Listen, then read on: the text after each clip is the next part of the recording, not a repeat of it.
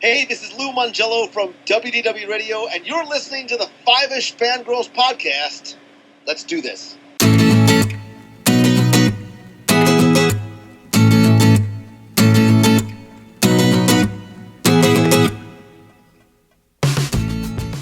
The tangents this week continue all the way to episode 127 of the Five-ish Fangirls podcast. And these couples are in love. They're Twitter pages. They're enamored with each other. Most of the time. Welcome everyone to this week's episode of the Five-ish Fangirls podcast. So glad you could join us. Let's start off like we do every week. Look on the virtual table and see who joined us this week.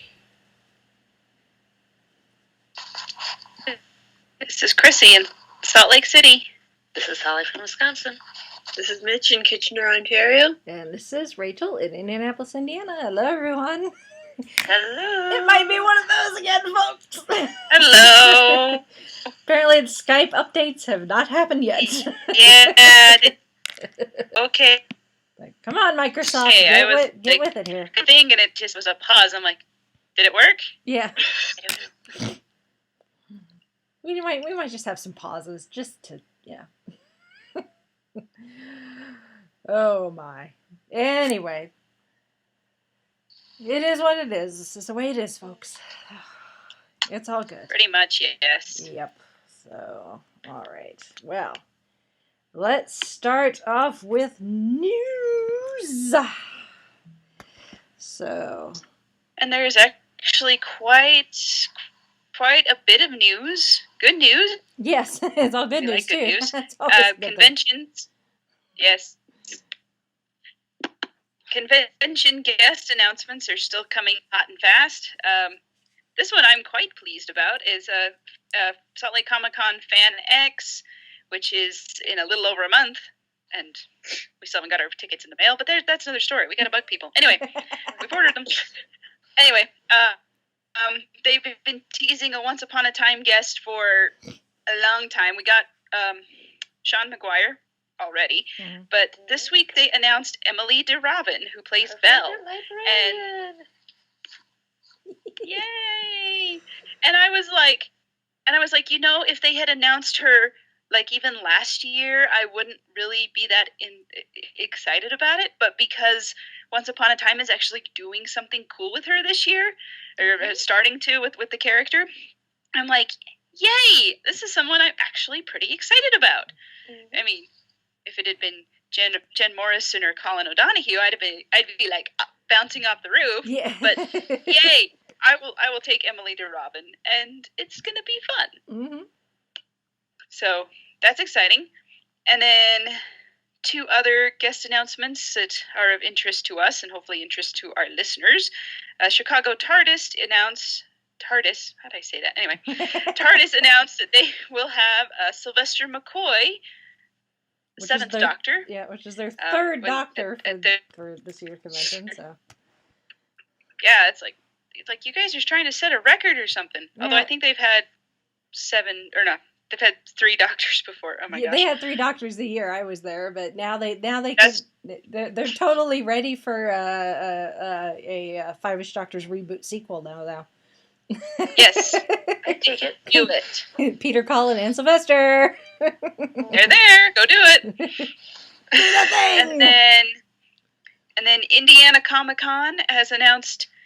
I'm pretty sure you may say it, Jewel State. That's how I've always said it. I've heard other people stumble over it, but best known as Kaylee from Firefly and probably a bunch of other things too, but that's what most people know her from. Mm-hmm. So, yay.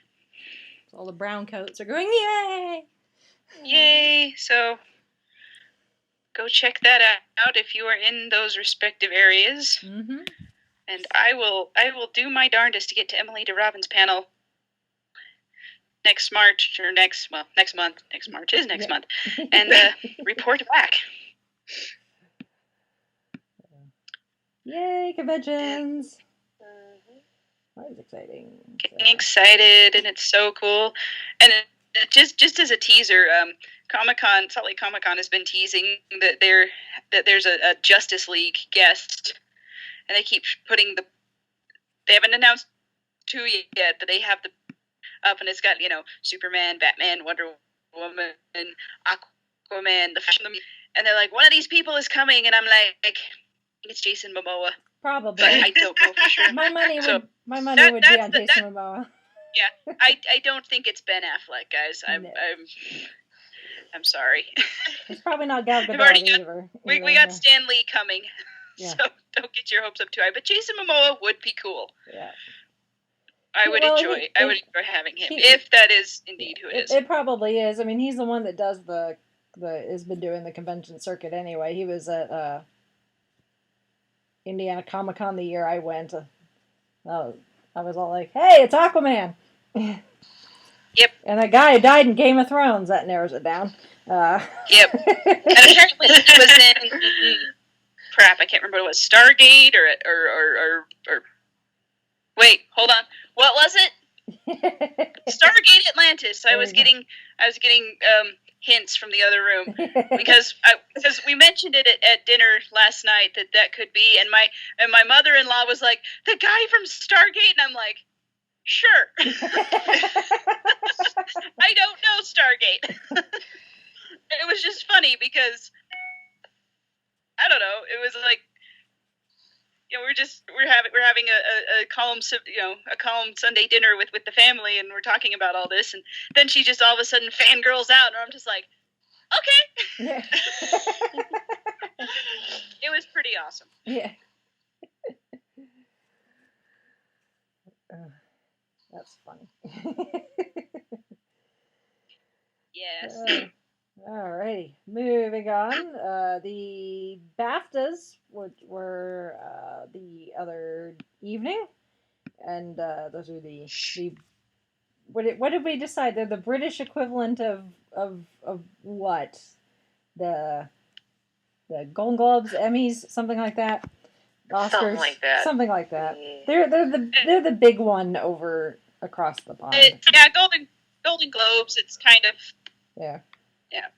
They do a lot of it's movies, TV, and it's a mix of stuff. Yeah, but yes. Of course, nothing we cared about was nominated for any of the big awards, but in the not so, I can put this. Well, I don't know.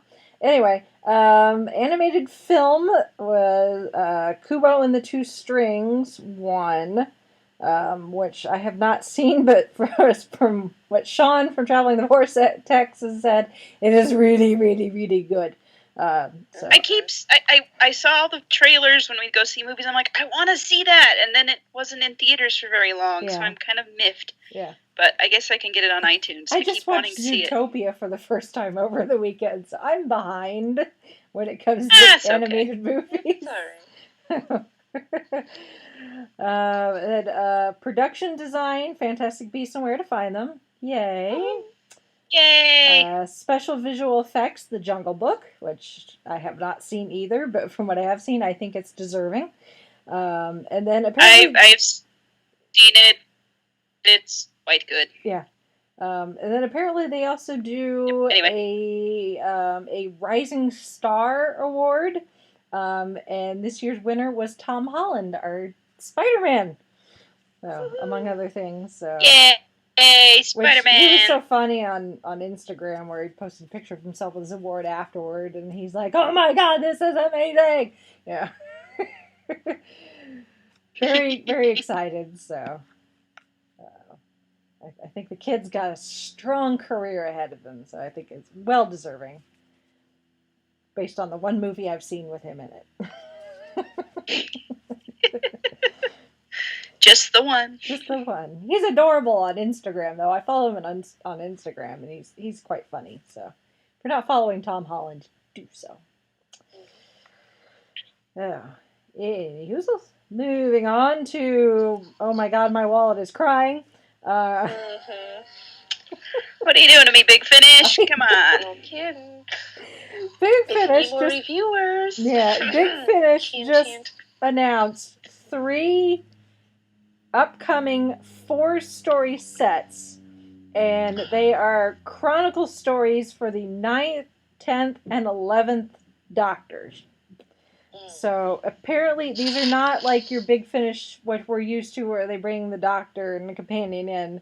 These are stories being, but they occasionally will bring in someone from Doctor Who to, I guess, support it. So they're being read by. Well, they reference another range where Nicholas Briggs reads them, but then they're bringing in people like Camille, who played Jackie Tyler, Bruno Langley, who played Adam Mitchell, that sort of thing. So it's different than the main range, but still it's Doctor Who, and I'm crying. Just kind of reading over this, and I don't know if this is exactly what it is. It seems like it's kind of a mix of Destiny of the Doctor, which is what they did with Audio Go during the 50th anniversary year, and a little bit of the Companion Chronicles, which if you're familiar, that's kind of with what they're going for. And if you're Chronicles, well, they've kind of discontinued it, but they're doing other stuff. But it was a way for them to cover the earlier eras of Doctor Who, where the first, second, and third those actors have passed on, but they have like the actors who did the companions. So you'd have a companion. Say, like, they got William Russell plays Ian Chesterton. He's telling a story of something that happened during their travels. So he would be doing a couple of their characters, and they'd have one other actor or actress playing a new character or something like that. And they were just a lot of fun, and I love them. So I'm kind of thinking, like, I wonder if this is sort of what it is. I could be wrong. Yeah, but either way, I'm sure I will enjoy it. I almost imagine it like a parent telling their kid a bedtime story, and they're trying to do the voices and act the things out to make it work. Yeah, and that's kind of what the Companion Chronicles were, and with a little bit of extra stuff going on, but it's all good. So it's exciting. Yeah. Big Finish is always finding ways to separate us from our money. Well, you do have a little bit of time, unless you want to pre-order, I guess. The Ninth Doctor Chronicles is going to be released in May, and that's going to be 3 volumes, and then the 10th and 11th Doctors will be coming out in 2018. So if you don't have the money right now, you've got time. But if you want to pre-order, you can. So those are available for pre-order on the Big Finish website. So yeah, my wallet's crying. Yeah. And we joke about how Big Finish knows how to separate us from our money. But honestly, if they weren't so good, or they're so good at this, we're actually happy to part with our money for this, because I'm like, they are.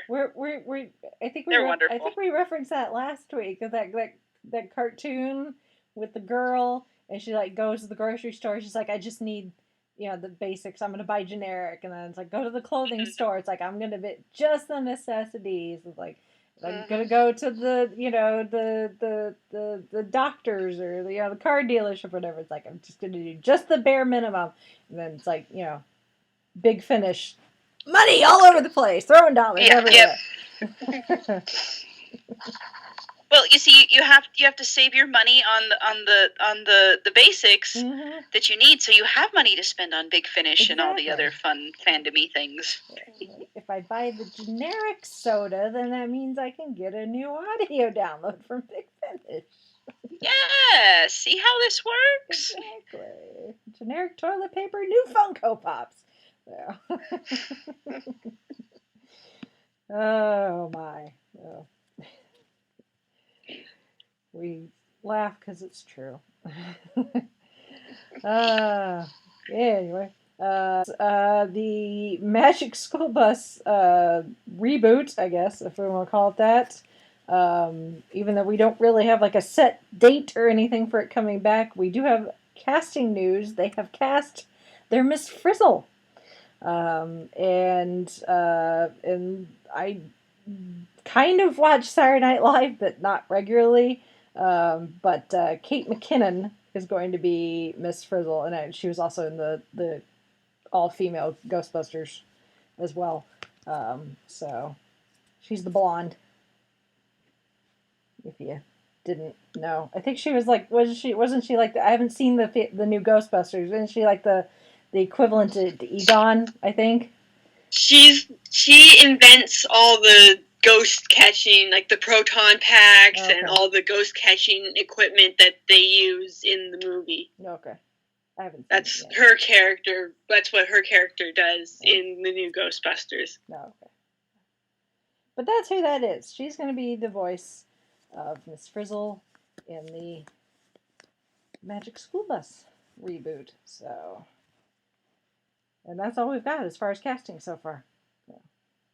Although people are speculating that maybe Lily Tomlin may make an appearance. Because she's the voice of the original Miss Frizzle. Our childhood. My childhood. Mm-hmm. And lastly, but not least, the you even call it news, but the thing that broke my brain essentially when this dropped is Marvel Studios, being the brilliant folks that they are, they like to dangle carrots in front of us. Released kind of a behind the scenes video that they filmed on like the very first day of principal filming for Infinity War, which that in itself is exciting, but I lost my freaking mind when they do like this pan forward over one of the sets, and then all of a sudden you've got Robert Downey Jr. and Tom Holland and Chris Pratt together, and I'm like, it's Tony Stark with Star-Lord. They're together. Oh my god!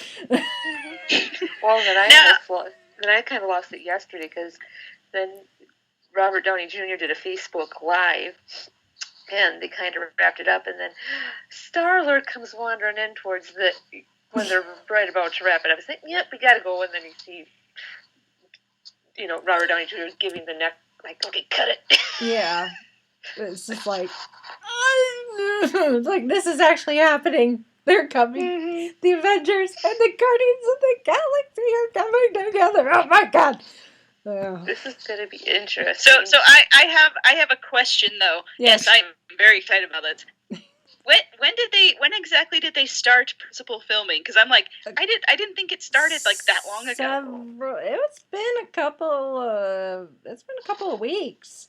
The Russo brothers shared a picture on Instagram. Hold on a second. I was like, well, they just barely started filming. How do they have a little sneak peek thing already? That's like, well, it's more. They posted a picture. The Russo brothers posted a picture of a bunch of trailers saying day number 1 of Infinity on January 23rd. Okay, so less than a month. Yeah. Okay, so I'm like, okay, so are they just going to? They're just going to kind of string us along throughout the whole production. Yeah, pretty much. Well, and people are. I'm fine with this. Yeah, I mean the production is just so big that people are coming in and out. Like Karen Gillan, she posted a picture of herself on an airplane headed to go start filming her bits for Infinity War like last week. So she wasn't there at the beginning, and I think it was Hemsworth, one of the Chris's that's not Pratt, was just finished up with something. So supposedly he's been spotted in Atlanta where they're filming, and Pinewood Studios are in Atlanta. So everyone's kind of in and out depending on whether they're needed for filming, and then of course obviously all the post-production that they're going to have to do. So yeah, and then Black Panther is filming at the same time. So there's 2 Marvel productions going on at the same time. One is very large, and one is still awesome, but not quite as large. So it's very busy in Marvel land right now, and it's so fabulous. I'm so excited. I love House of Marvel. Please, give me more. Give me more. Our cup runneth over. Yeah. I was trying to be fancy and it didn't work. That's okay. But yeah. Which actually, speaking of Marvel, that actually is a nice segue into your feedback. Because we've got feedback. We've got feedback. Dude. We have feedback. Actually, it's from your sister, Chrissy. Oh, okay. Well then, I didn't know this. Yeah, no, it came in earlier today, so. Oh, okay. All right. Well, yeah, but, okay. Yeah, but it's not nearly as lengthy as the last one she sent, which is fine. We'll take feedback, whatever length you want to send us. But her feedback is specifically about Marvel, I'm sure, because of all the stuff that's been dropping and all the carrots. So I'll generalize here. But she says, "Hello, ladies. I have some thoughts about the MCU." She says that she's finally beginning to see essentially all the pieces coming together with the Infinity Stones, because that video that Marvel dropped, the beginning of it is it's got a voiceover of the Collector with his old talk when he was talking to the Guardians of the Galaxy in the first movie about the origin of the Infinity Stones. But for some people, it could still be a little confusing, because up until that movie, that had been the first time the words Infinity Stone had ever been mentioned. But now it's starting to come together in Infinity War, where the Avengers and the Guardians will battle Thanos. She has a theory about Spider-Man Homecoming that within the movie, Iron Man will go out into space and run into the Guardians, and probably something similar will happen with Thor, Doctor Strange, and the Hulk after Thor Ragnarok, which she's actually probably right. And then, of course, that makes a lot of sense. And then after Avengers Infinity War, of course, we get the next Ant-Man movie, and then Captain Marvel, and then to bridge the gap before Part 2 of Infinity War. So, which those will be kind of standalone movies. Obviously, Ant-Man is going to be a sequel. Captain Marvel will be an origin movie, but that will help bridge the gap in between Infinity War and whatever Part 2 is going to be called, because they have not given it a name yet, but it is not going to be Infinity War Part 2. We're just calling it that for now, because that's what we've got. We're essentially calling it that for now. So. Yep. Nice little placeholder. Yes. So, but I think she's probably right. As far as we know, Guardians of the Galaxy will take part in space, but not as much as the first one did.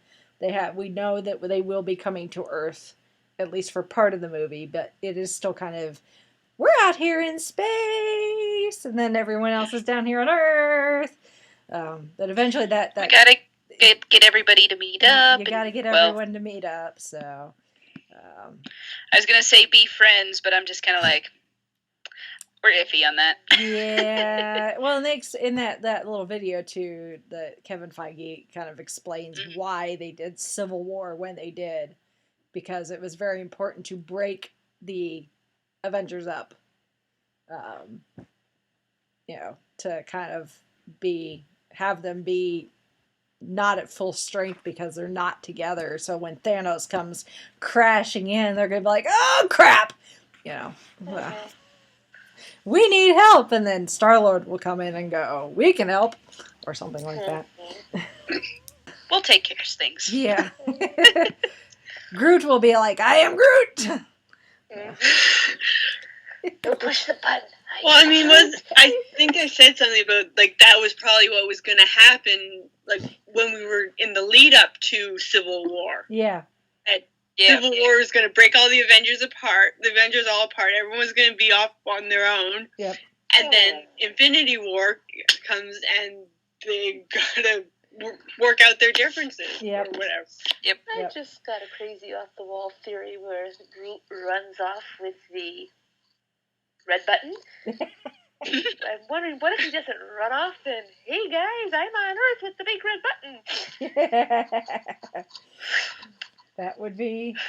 I like it. Tony, I am Groot. Can you imagine when Tony and Groot meet what the kind of snarkiness that Tony like what is he going to call Groot? I don't know. Yeah, and really yeah. is. Well, no, all the weird little nicknames that he comes up with for everybody. It's kind of like, yeah, what are you gonna call Groot? Mm-hmm. Big tree looking dude. I don't know. But yes, It Tony depends and on what Rocket is just gonna size- be like. It depends on what size Groot is at the time. Yeah. Well, yes. If he's baby or if he's 8 foot plus tall walking tree. Or somewhere in between. Yeah. Mm-hmm. It's just so fabulous. I'm so excited. Back scratcher? Yeah. Carrots, Marvel. Keep bringing us the carrots. Please. I don't care that And we will make carrot cake out of it. Yes. Nice one. You were reading my mind, Chrissy. That's what we do. I don't really You like give us the little bits, and we make something even bigger out. I don't really like carrot Whether cake, or not but it's I do like cream cheese frosting, so I will happily take some frosting. Now, are we pro raisins or no raisins? depends on the recipe. Yeah. Okay. And before we go off on a tangent about food, who are we? Lou Mangello? Hey, food is happy no matter what. Well, that's true. Oh, I guess we should wish a happy 10th anniversary to Lou. Oh yes, Mhm. yes. Well, we're thinking of it. Friend of the show. WDW Radio celebrated 10 years of podcasting. Holy cow, I Lou! know. Congratulations, man. Yeah. And hopefully someday we will be able to achieve something similar. Yes. At the very least, hopefully at some point, the Five-ish Fangirls and Lou Mangello can share a Mickey pretzel over a trash can. Yep. Bucket list item. All right. Well, let's move on to this week's main topic in honor of Valentine's Day and all the hearts and cupids and chocolates and, in my case, Metallica Romance. tickets I'm getting for Valentine's Day. We thought we'd celebrate all things lovey-dovey with a top 10 of some of our favorite ships. So we did a show talking about shipping just as a whole last year, I think. But this time we thought we'd do our actual favorite couples in fandom. So, as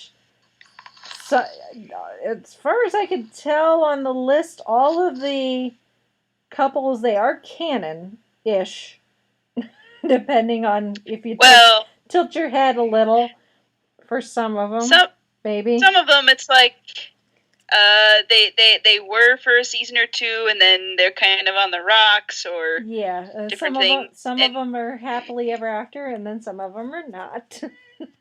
In the case of one of mine, it ended tragically, but it's still kind of sweet. Yeah. And we'll get to that when we get there. But So, but I guess we'll just I guess if we want to, we'll just start at number one.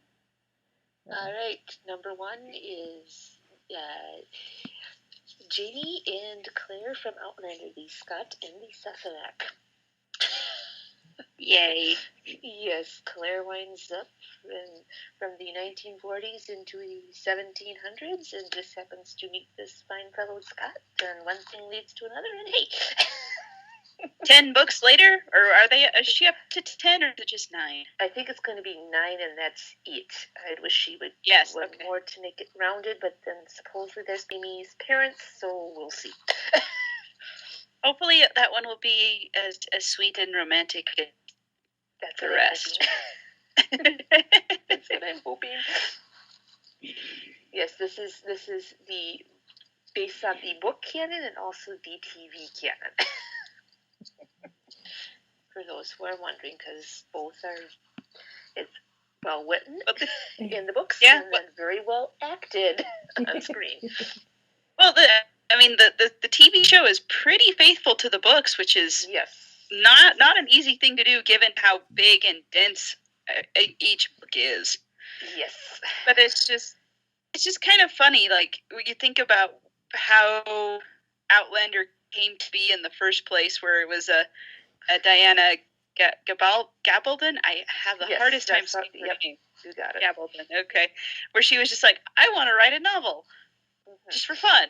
So here's how I'm going to do it. And just all these little pieces come together that it's like, they, thinking about it, it shouldn't work, but it does. It's like this woman who's very, modern for her time, goes back in time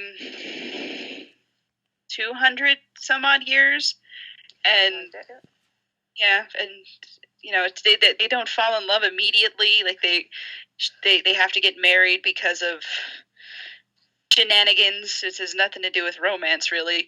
But then they grow to love each other, and it's more to save Claire's bacon. Yeah, it's to save her life and keep her safe from Blackjack and his. Yeah. And it doesn't hurt Pattersoni that she based the main character off of a certain Scot from their, early. I believe the phrasing she used was she saw Jamie McCrimmon in an old episode of Doctor Who in the kilt, and she was like, "Oh, that's very fetching." And so, thus, Outlander was set in Scotland. Mm-hmm.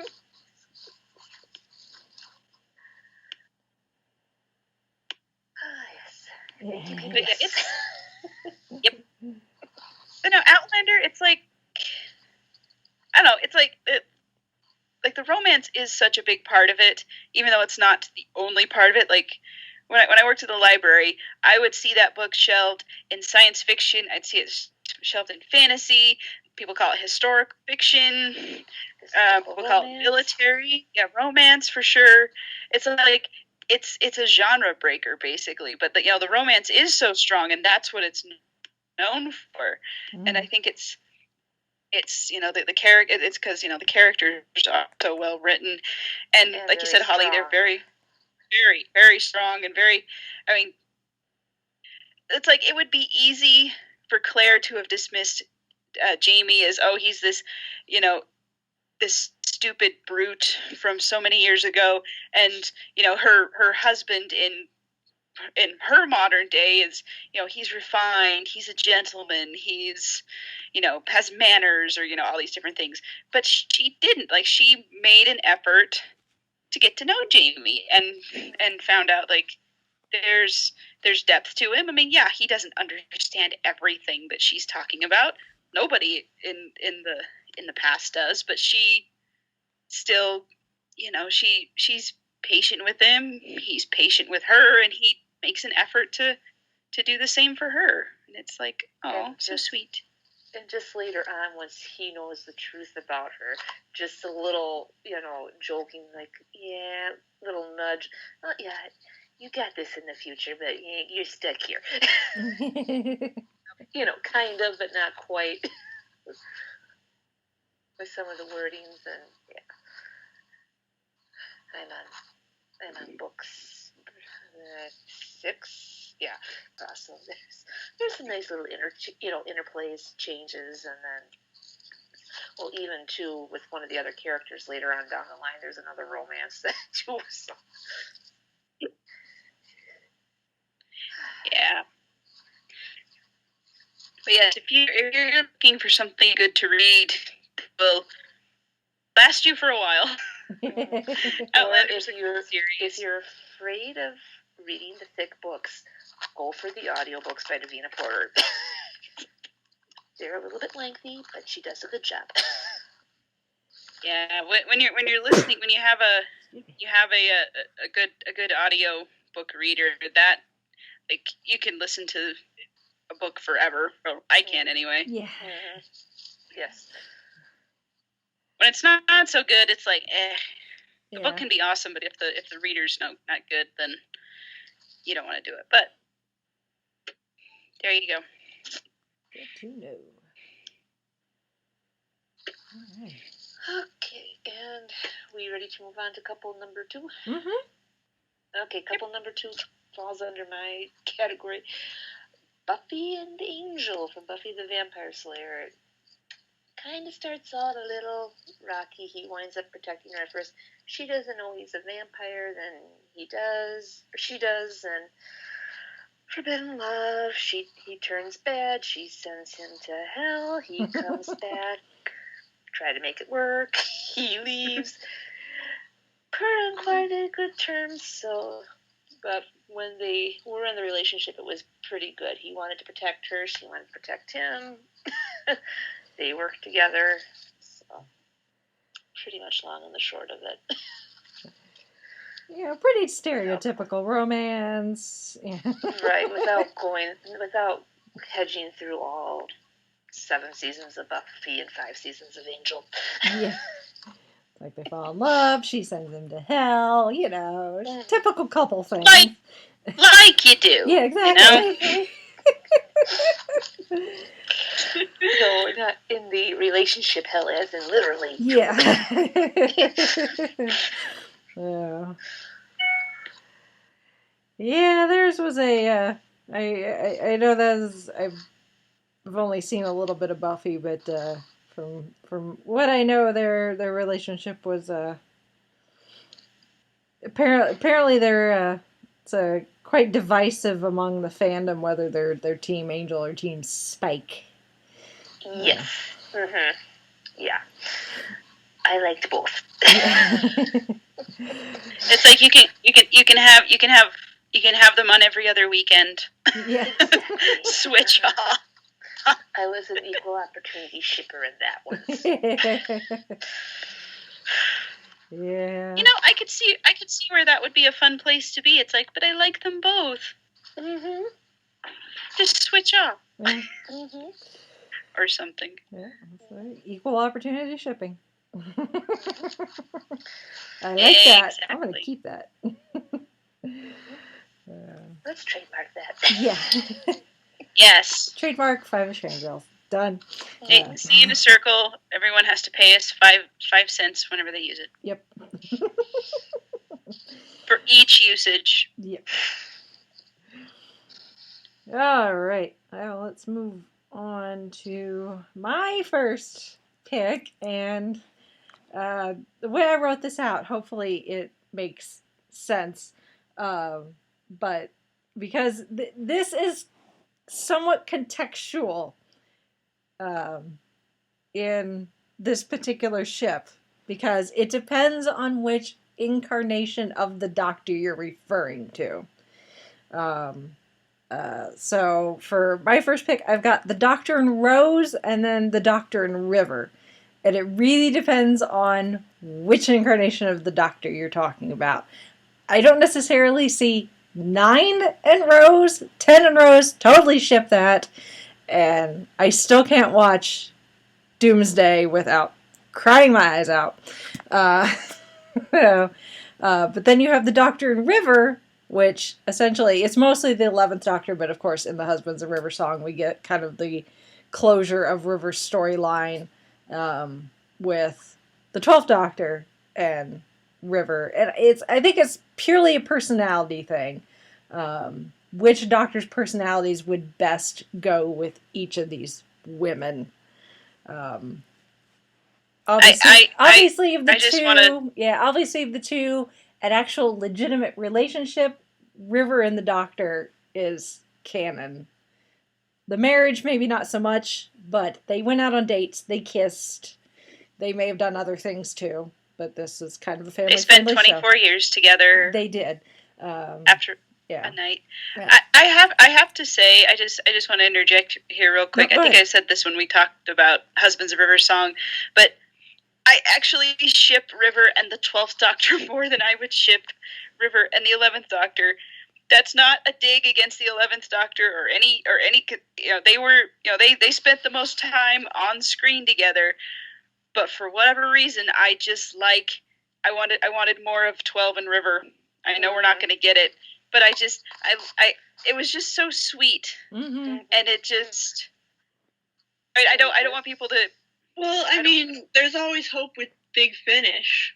That is true. That is true. I was just like, I mean, if Big Finish decides to cover that 24 years on Beryllium, they could. I'm just like, I don't want people to be like, oh, you're, whatever, fill in the blank. People make up all kinds of stupid to get mad about. Yeah. But I don't want that. I'm just like, I really loved how well Capaldi and Alex Kingston just played that one episode and everything. I mean, Matt Smith did. Or Chrissy, sorry. Yeah, no, it's okay. I mean, Matt Smith and Alex Kingston were great together, but that one episode, I just am like, okay, now I get the river ship, and it took the last one for me to get it, and there's I have the 12th Doctor and River Funko Pops, and they are sitting on my. They're standing next to each other. Just Peter Capaldi as 12 saying to River, "Hello, sweetie." And I know you just. Yes. Oh, it's you. Oh boy. Yeah. and this whole time she's been yelling about, he doesn't care about me. He only cares about this.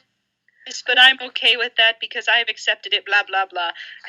Everything she says in there. And the dead giveaway, too, was when he was overreacting about the size of the TARDIS. I mean, that should have been clue number 1 right there. Yes. You would think. Yeah. That was such a good episode. I want to go back and watch it again. And like I was saying, I think it really comes down to the personality of the Doctor. Mm-hmm. And I agree. Yeah, the 12th Doctor, he's darker. He's a bit angrier. He's a bit more gruff. But he's at a different... Every Doctor... Well, Matt Smith's Doctor, up to a certain point, is still a Doctor that's post-Time War, thinks he destroyed Gallifrey and killed all of his people. And therefore, he's got this, this part of his personality that's just all like... I'm the last of the Time Lords, blah, blah, all the responsibility. Kind of a chip on the shoulder. Yeah, the chip on the shoulder. Angst. Yeah, and once he realizes that Gallifrey is still out there, it takes some of the burden off. And I think that allowed Capaldi's Doctor specifically to, I think, open up to River and have that 24-year night on Beryllium. So that, and he knew where she was going. Too. So his Doctor has the foreknowledge of knowing where she is in her timeline, and knowing by giving her that sonic screwdriver that she's very close to going to the library and to her death. And everything that he went through up to that point with, with Clara and all that. As much as he got annoyed by Clara making him give her hugs. I think she taught him to open up his hearts just a little more. Yep. So, and then that gave us the fabulous interactions between the Doctor and River in the Christmas special. So, and Ten and Rose. They're like Ken and Barbie. They just look good together. Mm-hmm. They look like they should be a couple. And, I think Rose was good for the Doctor. And the 10th Doctor, that form, depending on how you look at canon, a lot of people consider that form... He took that form consciously or subconsciously for Rose, thinking that would be a body that she would enjoy. Interpret that how you will. And even David Tennant has been like, yeah, they were a couple. Even if you didn't see it on screen, they were. So, if David Tennant ships it, then I'm all for it. So. It works. It works. So, the Doctor, maybe not in every incarnation, is capable of romance and having a relationship. Rose did get her Doctor in handy. Yes. I'm still waiting for Big Finish for that. I want Pete's World audios with Handy and Rose. Make it happen.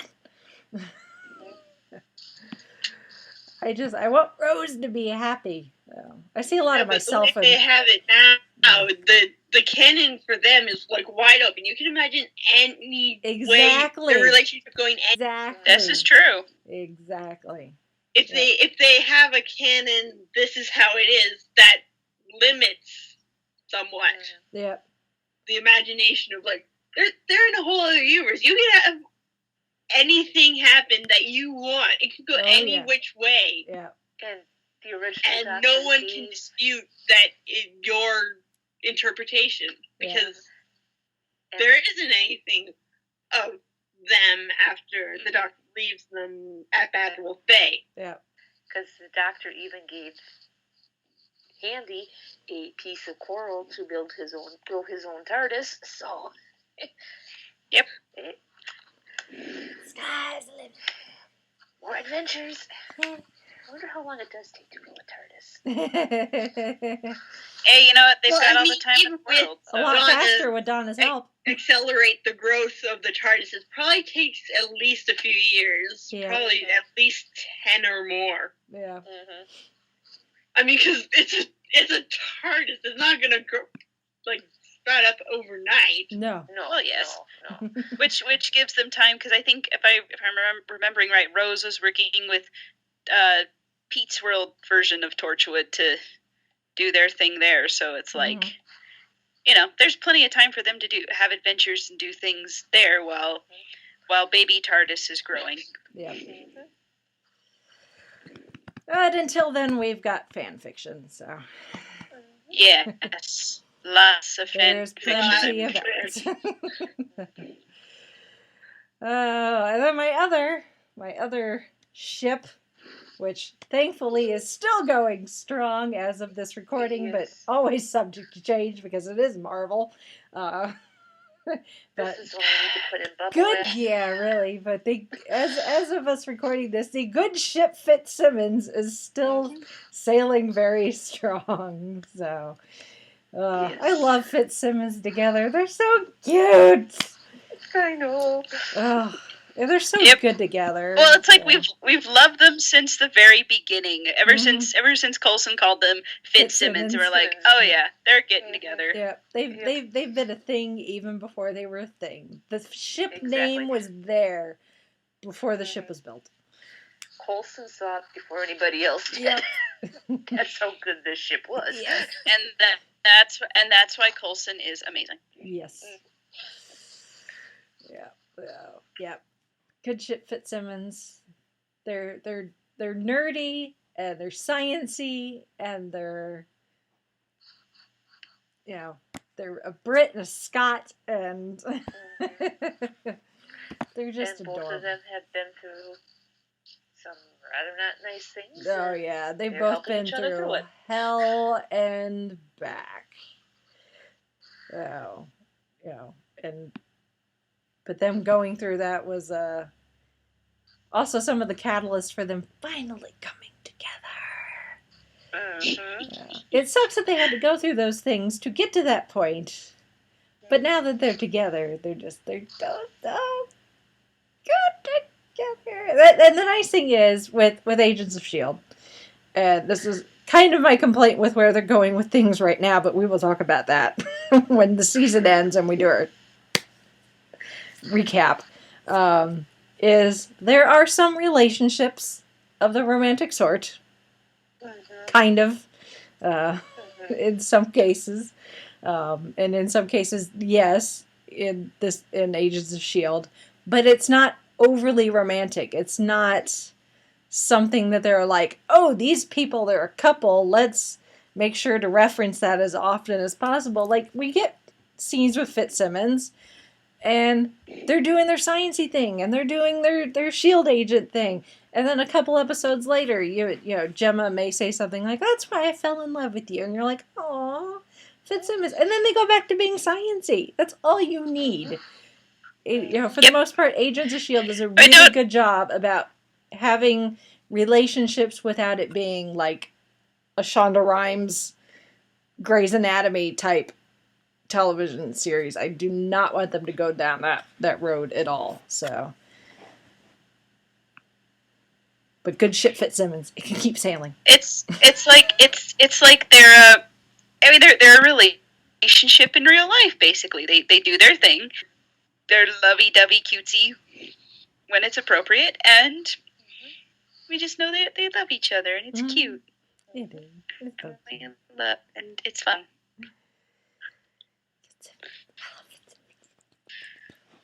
Yep. I ship it. And so does everyone else. All right. Moving on. Well, I don't know who belongs to who except for my own, so. Okay, well, I think these might be Brittany's. Yeah. Because 7 and Brittany's, 8 were mine. Yeah. Well, we could talk. We could. I mean, yeah, let's say. You can talk about Chrissy. You and I can talk about this. I'm pretty sure this next one. I think we all are sailing on this good ship. We're sailing this one, yes. Oh yes, We're all helping, making sure that Captain Swan stays as steady as she goes. Yep. You want to talk about a couple that's been to hell and back? Yeah, literally, they have. Oh my gosh! I mean,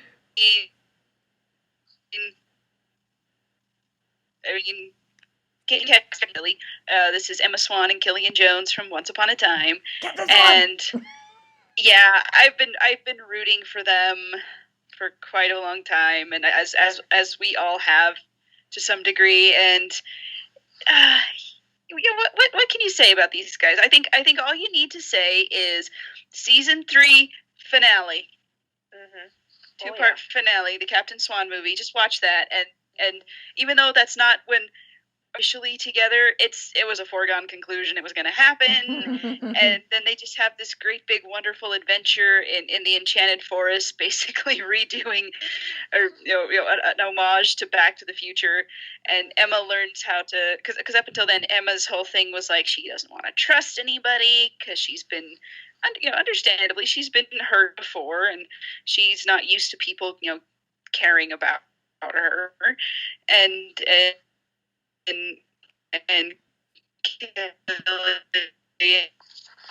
this is just like he goes out of his way to. It's like these are the people who gave me away, even though they had good reasons. But then after that little adventure, then they go off and it just gets more and more angstier because we can't have a good without a lot of conflict and angst.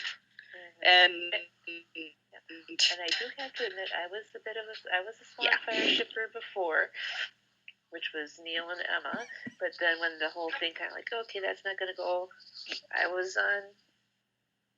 then got onto our Captain Hook and Emma. And the nice thing, I have to give the writers credit, there was really no one-upmanship between Neil and Killian. It was just like, hey, whoever she chooses, so be it. Not going to stand in ways and try to... even not to have that whole Team Neil sort of thing, which was kind of nice, although Neil died partway through season 3, so it's like it's kind of rendered mood. But then even when they went to the underworld and they did see Neil again, I'm glad that things are going well, and I'm not going to be in the underworld. I've this and blah blah blah. And he was actually really, really reasonable about it, and I'm just and he was happy for that Emma, little nod. Kind of just think about what you're doing and.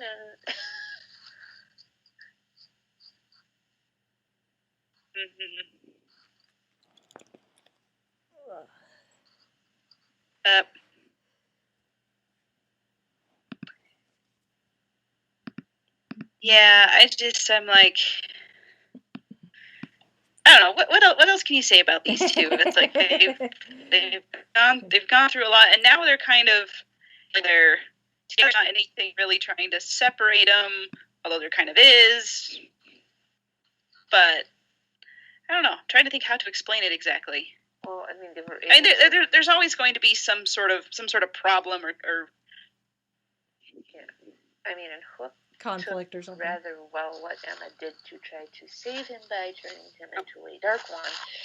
I mean, that could have proved very disastrous right then and there, and the relationship. To be able to kind of work through that really speaks a lot.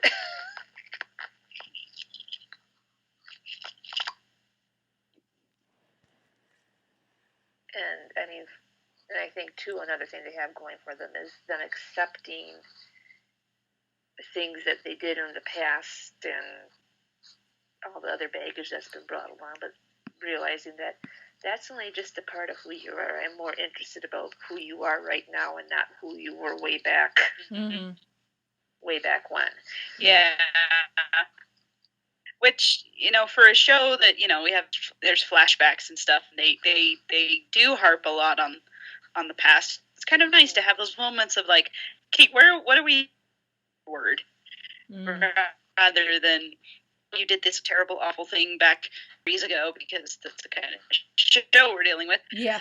Could have been last week. It could have been 500 years ago. Yeah, like that one bit at the...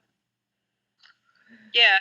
I mean, like, one little bit at the end of the one episode this season where Emma's got a house, move with me, sort of a thing, and it's like, I'm getting now, and it was just sort of like, well, this is different and new and nice, and I like this. More of this, please. I don't know.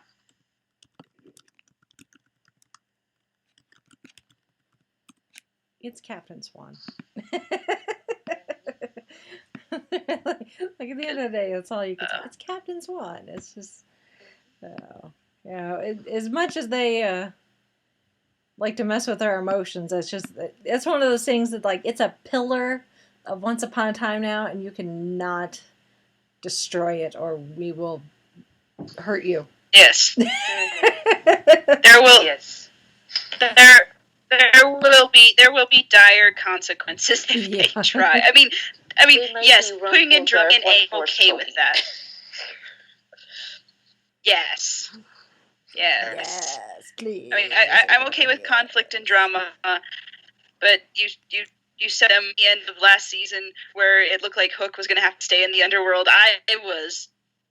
There were not nice words coming out of my mouth. Pillows may have been thrown. I cannot lie. But anyway. Yeah. Nah, we love those two, and long may that ship sail. Yep. And they actually have a ship. They do. That ship has a ship. They have their own ship. They can literally go sailing. My ship is sailing a ship. Your argument is invalid, which they have done on several occasions. We win. Oh, goodness. Thank you and good night. Mm-hmm. Tip your waiter, try the veal. Yep. Oh, boy. Oh, my. Oh. Anyway. Yep. The next one on our list, speaking of the gangst, holy cow. Yeah. Is this ship is in limbo. Honest. Gosh. The ship is a little bit Yeah. It's taken Barry and Iris a good while to get to where they are now, and now they've got like this some mucking up with the timeline. Yeah. So. I said mucking. Yep. It's timey-wimey, but it's very it's bad timey-wimey. Yes. So, Yeah, with and now they're trying to change the future to prevent her death. yeah, which is why the ship is in limbo, because are they going to be successful? Are they not? If they are successful, what does it mean for everything else? It's like you start getting into time travel in this case, and it gets quite complicated because quasi headache inducing. yeah. Well, as we've seen on The Flash, changing the past is bad. So changing the future probably also is bad. Yes. And I just want to shake my fist. I want to shake my fist like that's of David Tennant, where he says Barrowman, and I just want to say Barry. Yeah. You wouldn't be in problems if you just knock it off. Yeah. But whatever. I'm not in charge. Well, I mean, most of the current problems are, like, the whole thing with Savitar is because of Flashpoint, which is Barry's fault. Yeah. For saving his mom. Yes. And it's even... And the Legends of Tomorrow plot is Barry's fault because he spared Eobard Thawne, and now Thawne is causing trouble to the Legends. As he attempts to... It's all Barry's fault. Put it on a t-shirt. History. With a little help from a certain someone from the Arrowverse as well. Okay. I'm looking at you, Malcolm Merlin, a.k.a. Barrowman.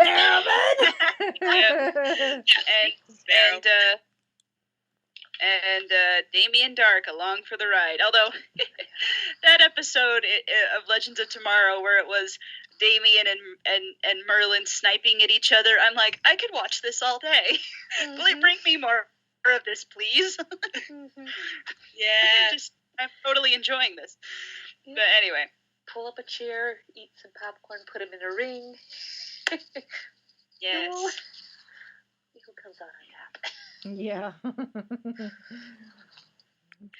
But anyway, so hopefully Barry by the end of the season fix this problem, and then there'll be another one, I'm sure, with another mentor type for him too. It's a comic book TV show, of course there is. Oh yes, always. Yeah. Yeah. Speaking of comic book TV shows, I don't know where these two are going, quite honestly. God. Oliver Queen and Felicity Smoke. Felicity, who we love, and then they did something, and I'm just kind of like, well, really, guys, what are we doing? But no, I still love them. I'm just like, like it was. I mean, this ship. If you know anything about Arrow, or been following the show, or with the behind the scenes, or anything like that, you kind of know that Felicity was kind of meant just to be as a one-off side character. But the actors just had such good chemistry, and they loved it so much, they just kind of kept bringing her back, and now she's part of, the bigger cast and everything. And it's like, yeah, you did a good job there, because if it had been Laurel Land, oh my gosh. Yeah. I don't think I would have stuck around. Felicity was like the one bright spot in those first couple of seasons where this show was just like, it was good. It was just dark and gritty. And then there was Felicity, and it's like sunshine and happiness. And even Oliver kind of sees it. And come on, these two need to be together. I don't care how you do it. Just do it. Yeah. And then they were. And things were great. And then they weren't. But then they were like, no, we're still going to stick together. We're going to get married here. Let's propose and be engaged. And then they weren't. And then they went off and found other people. Idiot. Yes, Oliver's being an idiot. We'll need to put that on a t-shirt too. That's all you Felicity, that's all real. Felicity went on with her life. Yeah. Because yes, she did. And I'm just like, I'm still sitting here every week going, come on. I know you still love each other. What is all this nonsense? I mean, I know Oliver Queen is kind of he's like, I have to be in pain and sad and sorrow because I deserve it, and it's just like, no, you don't. No, you don't deserve any of this. Smart, you're being really stupid. It's like, so anyway, we've discussed the Arrowverse, and I've mentioned this every time it comes up, and it's still, even after all of these seasons of Arrow, it's like, Flash, I can deal with. Supergirl, I love Legends of Tomorrow, but Oliver Queen is just, he takes and uses the, I'm the hero, I'm responsible for everyone and everything, the entire world is on my shoulders and no one can tell me otherwise trope, like it's going out of style. And I can't. I think at this point it has gone out of style. I can't take it. Like, at this point, I almost dread watching Arrow. Like, I would just watch the other three and just let Arrow do whatever Arrow is doing, just because I cannot take Oliver Queen's self-sacrifice, self-pity crap anymore. They could beat him upside the head a few more times, or take him for a few more bouts. And it's like they were doing that with Barry to a point, but then they figured out that no, that's probably not a good. It's like, Barry was having like nightmares of seeing Iris being killed by Savitar, and he wasn't saying a damn thing, and then he finally decided he's going to tell her. Good. Yeah, like you told her. That only lasted an episode. It's like, okay, he learned his lesson, because Barry Allen is not, he was like cheerful. Like when Flash began, it was like, okay, Arrow's the dark and gritty show. Flash is like, we're gonna have some fun. We have metahumans and they have powers and it's kind of silly. And then Arrow is just like, no one can be happy in Star City, and if anyone tries to be happy, we're going to show them, won't we? Yeah. It's just like, oh, guys, come on. Yeah. So would Arrow kind of be considered a dementor that is kind of going into Flash just a little bit? I think so. You need to provide chocolate? Yes. Somebody's a throw. Probably, big old I would Patronus at that show. And that's what I loved about Felicity, and Felicity with Oliver, is because, she's got a few demons in her past, but for the most part, I mean, Felicity, but they don't consume her life. Yeah, but she got Oliver. She understood him and was able to kind of anchor him a little so that he wouldn't go off in this self-depreciating chip on my shoulder hurricane out in the middle of Oliver Ocean. But then he has to go and do stupid crap. And, he pushes her patience with him, one too many times, and loses her in the process. And of course she moved on, but that unfortunately didn't turn out too well. So now we're back to where we are now. And it's just like, it's like she's so good for Oliver, but she's almost too good for him because he is not good enough. Yeah, it in some ways it's a little bit like Rumple and Belle. A little bit. In kind of, you have to kind of tilt your head and squint and think about it, but yeah, it makes sense. It's sort of the same thing. Coming from. Yeah. It's like she's given him so many chances, and then she's finally like, fine, I'm gonna go do my own thing. You just go sit in your corner and brood and be grumpy. At least this one isn't looking for an ultimate power play. Yeah, that is true. I don't know. I put them on the list because I'm like, I still love them. I have hopes that it'll get better, as time goes on. I just, they frustrate me so. But anyway, Arrow. Anyway, well, let's see, my next one, I don't know, I don't know if any of you are familiar with this one. This is actually from a video game that Jared plays. Story is really, really good. The video game, it's a franchise now because there's a sequel, is Dishonored. And the ship here is Corvo Attano, and the Empress Jessamine Caldwin. And it's kind of a tragic story, but there's sort of a glimmer of goodness in it as well. So at the beginning of Dishonored, the main character, the character you play as, is Corvo, and he's the bodyguard of the Empress. And you don't really know what the nature of his relationship with the Empress is until a lot later. But I'm going to spoil it, so sorry if anybody. But it's kind of obvious when you watch it, when you see where it goes. So the first Dishonored starts out. He's returning home to the Empire because he was sent to patch up some conflict or another, and he comes back, and the first person he sees in the palace is the Empress's daughter Emily, and he picks her up, and she's happy to see him. She wants to play hide and seek, and it's so flippin' adorable, and I just love it. And then and that part's kind of the tutorial of how to do the controls and everything, but it's cute.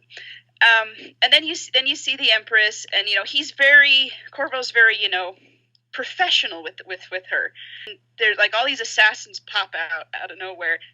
They kill the Empress and they kidnap Emily, and they pin the blame on Corvo because he's the Empress's bodyguard and everything, and so he rots in jail for like 6 months. Someone comes along, slips him something on the day he's supposed to be executed to help him escape, and he has to find the rebels and get Emily out of danger and put her on the throne before things get any worse. So that's the plot of the first Dishonored.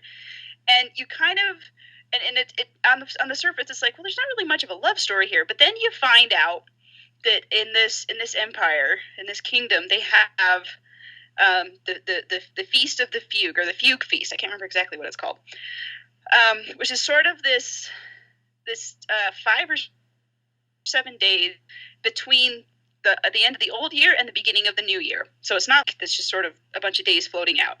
And basically, you can do whatever you like, lawful or not, or taboo or not, in those few days, and no one will question it. And basically, the implication is that Corvo and the Empress had an affair, and during the fugue, and the Empress is pregnant, and that baby was Emily, and like nobody questioned it, nobody said a word about it. It's just, oh, the Empress is pregnant, and now she has a daughter, yay! So, and then like in the game, like later when you rescue Emily and you take her to the safe house. She has a governess there, kind of, or someone who acts like a governess, and so she draws pictures. She's a very good artist, and she draws pictures, and one of the pictures is of her and Corvo, and it says "Daddy" at the top, and it's just so cute and everything. But then in the game, you get magic powers from the Outsider, who's kind of this trickster, kind of god character. He just likes to kind of fiddle with people, and he takes a liking to Corvo, so he gives him some powers to help him. And one of the things he gives them, this is kind of creepy but kind of not, is a heart, like a human heart that has like this kind of clockwork stuff worked into it. And the heart, he doesn't ever say, the Outsider never actually says where the heart came from, but the voice actress because the heart talks and tells you like where things are going and different things and has things to say, is the same voice actress as the Empress. So the implication is that the heart is the Empress's heart, and it's a little morbid. A little bit. The way I'm describing it. Maybe I'm not describing it very well, but I think it's the way that the story is written, the way that the characters are in the game, and I'm just sitting here going like, this is so tragically beautiful, and I love it. Because then in the second game, it takes place several years later. Emily is grown up; she's the Empress, and it openly admits that Corvo is her father, and that and everybody knows it, and then it's just out there. I mean, and he's still her bodyguard, and he teaches her how to defend herself, and so like you can play as either Emily or Corvo, and Jared's been playing it, and he's been playing as Emily. So I'm like, well, we've already played as Corvo. But it's just kind of an interesting little story. It's like this this old military guy who's kind of gruff and grizzled, and he takes his job very seriously as a bodyguard, but he still falls in love with the Empress, and clearly she was in love with him, and they have a daughter, and it's just sort of this whole family sort of thing, and the Empress is very well revered even when Emily is Empress, and everybody still speaks of her in fond terms, so like the spirit of the Empress is still kind of around, so it still kind of feels like they're a family in some kind of way. I don't know. I'm like, I want. I mean, I could probably look for fan fiction or something, but like, I kind of want like a story about Corvo and Jessamine's whirlwind romance. I mean, it's just all these little tidbits that I get from the game and different things. I'm curious about it, and it's just they're not on screen together very long because Jessamine is killed so early. But yeah, it's like it's just those little tidbits that you pick up on as you go along, and maybe I just have a very fertile imagination. But I've kind of got this whole big thing scripted out in my mind, so maybe I should just write the thing. So anyway, but the game on the whole, like if you're into gaming and you haven't tried Dishonored, I recommend it. It's just the writing is good, the characters are good. And it's just so interesting to me, and it's just like it's the blend of it's kind of steampunk and magic and a bunch of different things. Oh, Jared just handed me a note because he's been listening to me from the Corvo walkthrough and talking with the Outsider the first time. Corvo, you've lost another Empress. Yeah. So yeah, it's par for the course, huh? Pretty much, yes. But no, it's a good game, and you just kind of if you're into it, check it out. I recommend it. But like I said, just on this, like, yeah, they were pretty cozy together, and they should have acknowledged it before she died. Although that would have not made the story work quite as well. But it's nice to think about. And the Outsider gives him a souvenir of his lost love in only the way the Outsider can. It's just kind of like that. Just gives you a sense Outsider is. Yeah, there's a lot of video games out there that a bit of a romance angle to them. That. Oh yeah. Yeah. Well, and even like games like Fallout, where you have companions, and if you get to a certain level of friendship with them, it turns into a romance. So I was thinking about putting one of those in there, but I'm like, there's so many. Yeah. Like, take your pick. Yeah. I mean, not all of them end up in romance, but a lot of them do. Yeah. Very nice. My turn. Oh. Yep. Yep, go ahead. Okay, so my first one, I have two couples, but one of them is actually a fake couple within the story. Okay. Okay, so the show is the web series Couple-ish, which is where Dee, who is non-binary, is left with apartment they can't afford by themselves after a bad breakup. Mm-hmm. So they look for a roommate, and they find Rachel Mann, who is, she's British. She came over to Canada, because it's set in Canada. Mm-hmm. So she came to Canada on a student visa, but that visa is about to expire. So she told the Canadian government that Dee was her common law partner, and they start this like web series to kind of sell it. Okay. In case, like, so that the government will actually believe that they're a couple, but they're not really a couple. Yeah. And then the other one that I have is Edmund, which is a guy that Dee starts dating during the course of the series. So That sounds dramatic and probably is it dramatic, or is it more funny, or is it both? It's kind of both. Okay. So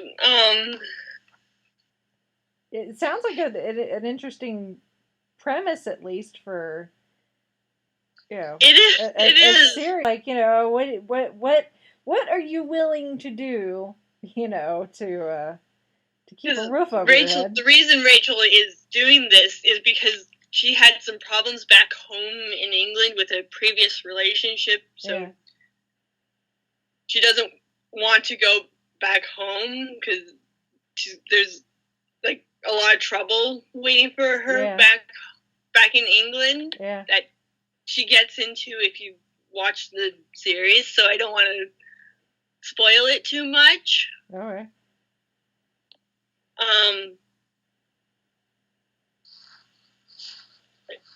Yeah. So it's a web series. It's all on YouTube. It's I was about to ask. Short, like 3 to 10 minute episodes. Okay. There's only one season so far, but they are starting. They had an Indiegogo campaign to crowdfund the second season. Mm-hmm. So they're working on that right now. Okay. Like on starting production on the second season. So if you want to get into this, now's the time to do it before the second season really gets going. Interesting.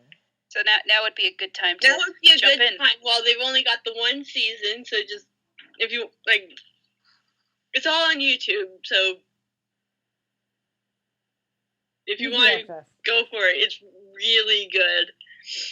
And like the non-binary, like his D is genderqueer, played by an actor who is genderqueer, or like who's non-binary. Mm-hmm. So yeah, interesting. I've never heard of that before. See, you learn something new every day.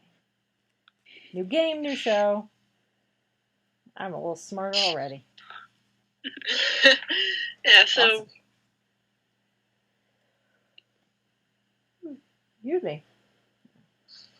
Yeah. And then my second ship is Alex Danvers and Maggie Sawyer from Supergirl. So, those two are adorable. So adorable. They are. It's not without its drama because, again, it's a comic book show. Well, yeah, they were going to go to a Bare Naked Ladies concert, and that got interrupted because of an alien thing going on at the DEO. Yeah. So. Darn aliens getting in the way of date night. Yep. Yep. It happens more often than we would like. Yeah. Yeah. It must be insert this day of the week. Yep. So, and like,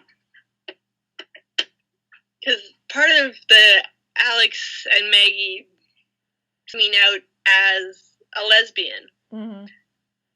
So, like, because before she met Maggie, she wasn't really interested in, like, she tried dating guys, but she never was really interested. And then she met Maggie, who's a lesbian, and sparks flew. Yeah, and Maggie also helped her come to her identity as a queer woman. Mm-hmm. So.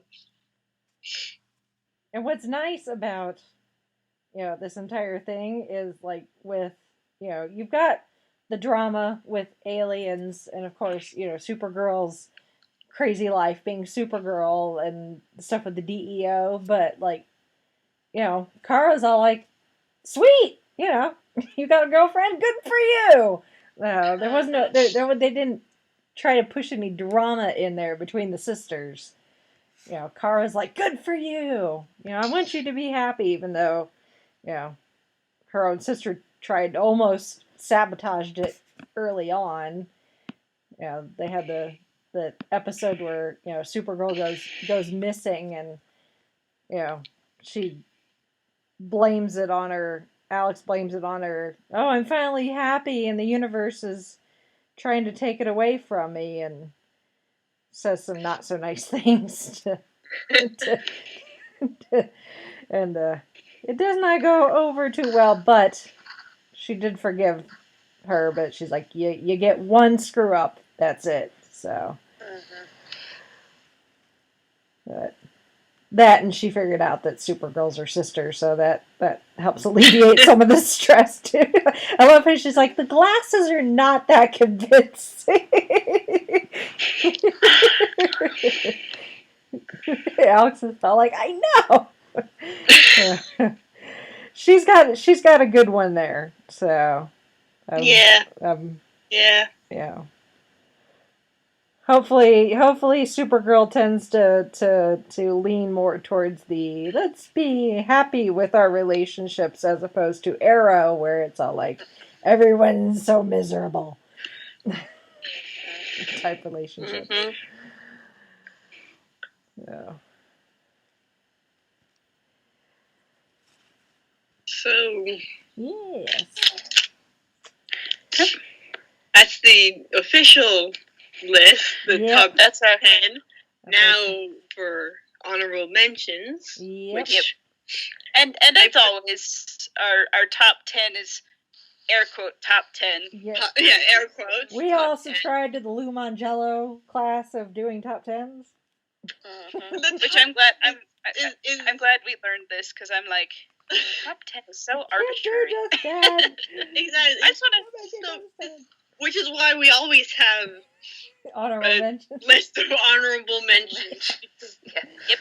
We have the 10 that are our air quotes top 10, and then we have honorable mentions that are like would be in the top 10 if the other things weren't in the top 10. Yeah. Or when we see the other one, like, oh yeah, there's this, but wait a minute, the list's full, but I don't want to take that one that's already been in the numbered spot. Okay, I don't mention. Yep. So still want to, but here's our honorable. Started out the honorable mentions with 2 ships from Sense8, Amani and Nomi. So yeah, A couple couples there. Yeah. And another honorable mention, Rumpel and Belle, and I put in parentheses. Yeah, there's an asterisk. The early days. Early Although, season 1 and 2 before the drama. Although, they could out and it could be okay. We don't know. We'll just have to wait and see. They're actually doing something with this, with these two. So but I'm not holding my breath it really with Rumpel. Depends on if Rumpel is going to get his act together or not. Yeah. True. I mean, and so get far, back together and manage to not be evil for more than 5 minutes. Yeah. That's true. 5 minutes. Die hard. they die really hard. Yeah. Really hard. With this, the Senior Rumpel. I ship Rumpel and Belle, but they've made it very, very difficult to keep that. That ship is sinking faster than the Titanic. It is. It is going down. Yeah. Although, like I've said before, I am glad that Belle is sticking up for herself. Well, yes. And is saying this is what I want, instead of just being like, okay, I still love him, even though he's a terrible, awful person. Yep. It's like, come on, girl, have some standards. She kind of woke up and smelled what was going on. Yeah, I gave you so many chances. No more. Yep. Next on the honorable mentions list is Richard Castle and Kate Beckett, now Castle and Castle. So tie that up with a nice ribbon before the showing. They're going there. Yep. Mm-hmm. Yep. They were always a fun couple, even before they were actually a couple. Mm-hmm.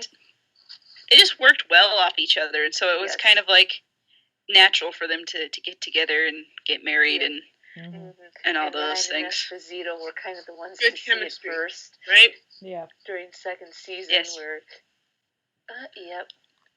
Dead body up in the tree. Mom and Dad are arguing. They're back together. Yep, we're good. I believe TV Tropes calls that shipper on deck. Yep. The ships that make sense. Those are some of the best ones. Mm-hmm. Oh yes.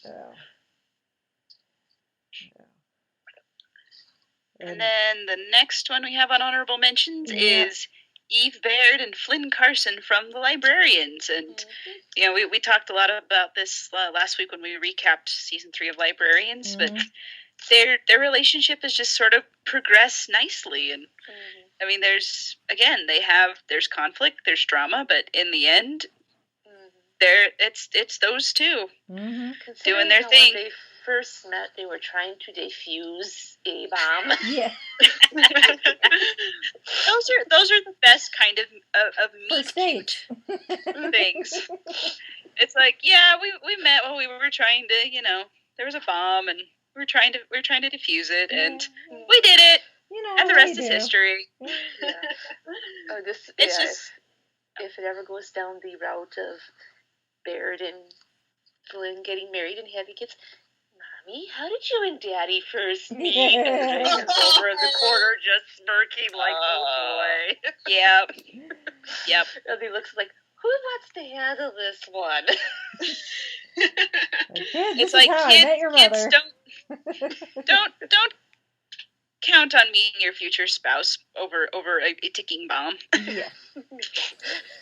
No, it's just, these two are fun because, Baird is the straight-laced military, by-the-rules type of person, which the Librarians do need.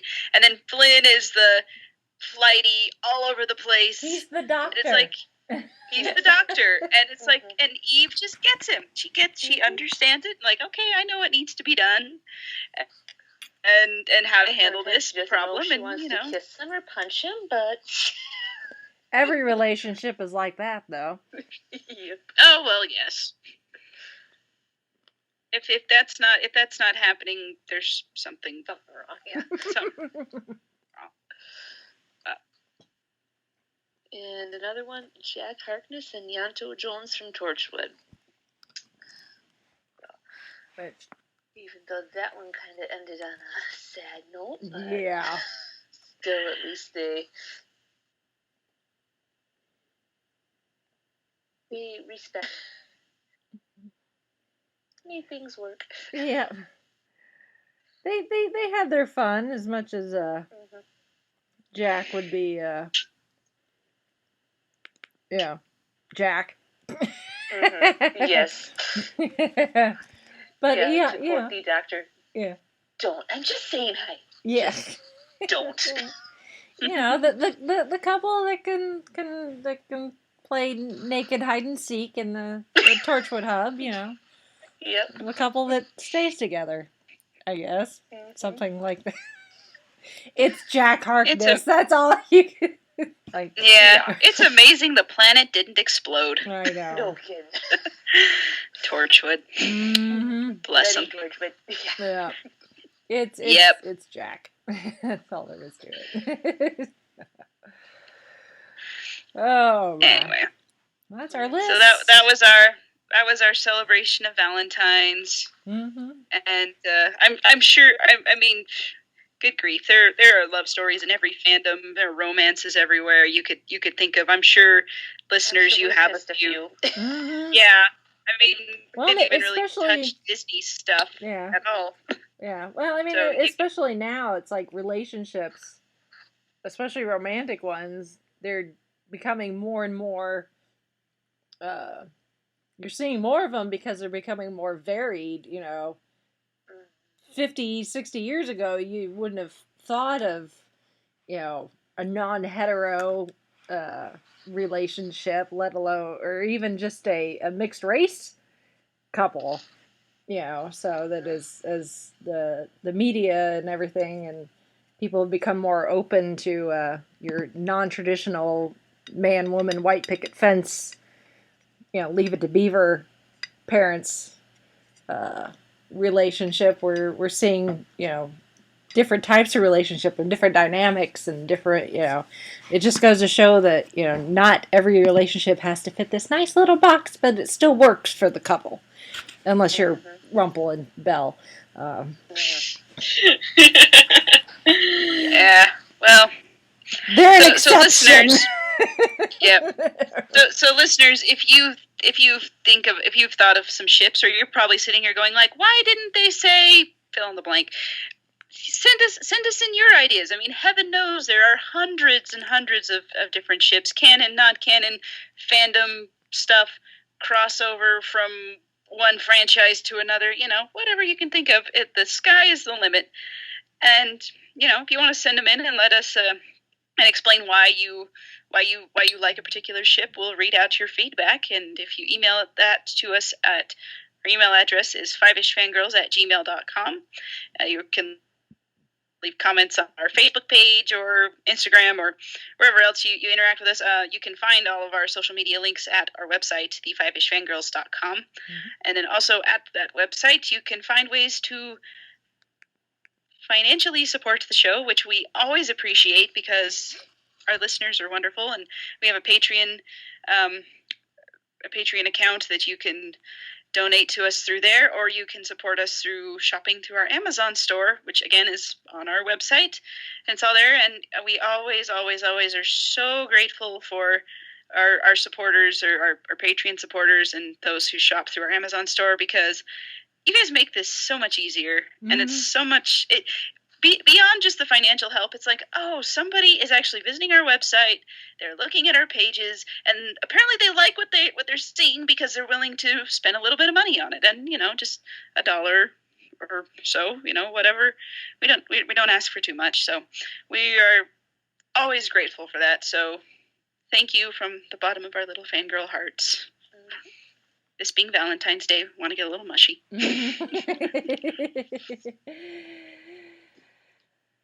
Absolutely. Warm fuzzies everywhere. Warm fuzzies. Little heart stickers. Mm-hmm. I saw a picture of, or my sister posted a picture of my niece with her little Valentine box she took to school, and my sister said, "Oh, I showed her a bunch of fancy Pinterest things." She's like, "No, all I want to do is put heart stickers on a box," and it's just like heart stickers for everybody. Mm-hmm. Works for me. Exactly. Stickers are awesome. Mm-hmm.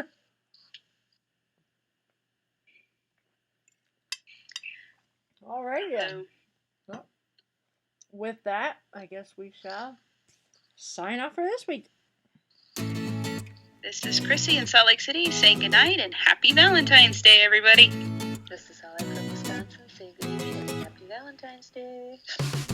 This is Mitch from Kitchener, Ontario saying goodnight and happy Valentine's Day. And this is Rachel in Indianapolis, Indiana saying goodbye. Happy Valentine's Day. And don't eat too much of that 75% off chocolate. Give yourself a tummy ache. That's no fun. Or save some for me, at least.